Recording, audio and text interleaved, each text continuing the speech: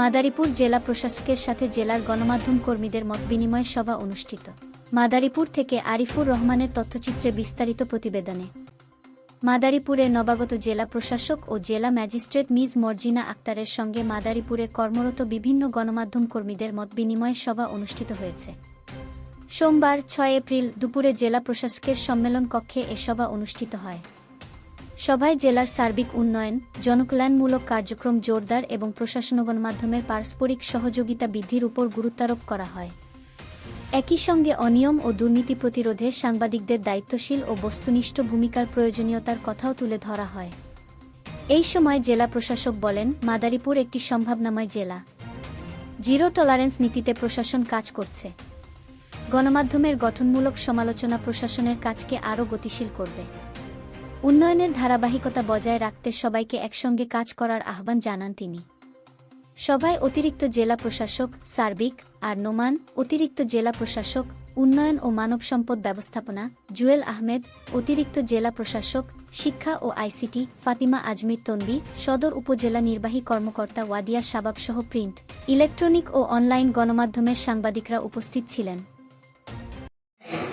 আমি আমার concern officer থেকে বলেছি এটা আমি এভাবে অ্যাড্রেস করব এবং এক সময় আমার গৃহীত ব্যবস্থাগুলি এবং সমাধানগুলি আমি ইনশাআল্লাহ আপনাদের সাথে শেয়ার করব।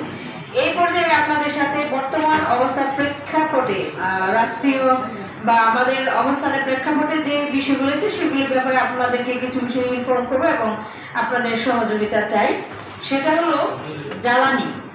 আমরা জ্বালানির অবস্থা সবাই আমরা জানি যে সারা বিশ্বে যে একটা যুদ্ধের অবস্থা, এটা পুরা সাপ্লাই চেইনে একটা প্রবলেম সৃষ্টি করে, সেটাকে আমরা রেসপন্স করে আমাদের যে ধরনের আচরণ হওয়া প্রয়োজন আমরা সেটা করব। গতকাল মাননীয় মন্ত্রী মহোদয়, জ্বালানি মন্ত্রী মহোদয় আমাদের সাথে মিটিং করেছেন, সেখানে আমরা কিছু নির্দেশনা পেয়েছি। সেই নির্দেশনার আলোকে আমার কনসার্ন অফিসার যারা রয়েছে তাদেরকে দায়িত্ব দিয়েছি এবং তারা এই যে আমি আপনাদের সাথে বসা অবস্থায় কিন্তু আমার ইউনোদের ফোন পাচ্ছি, তারা কোন ফিলিং স্টেশনে আছে, ওটার অবস্থা কি সেটা স্ট্যাটাস আমাকে জানাচ্ছে। এবং বিকালে আমাদের আরেকটা এই জাতীয় একটা মিটিং আমার আছে।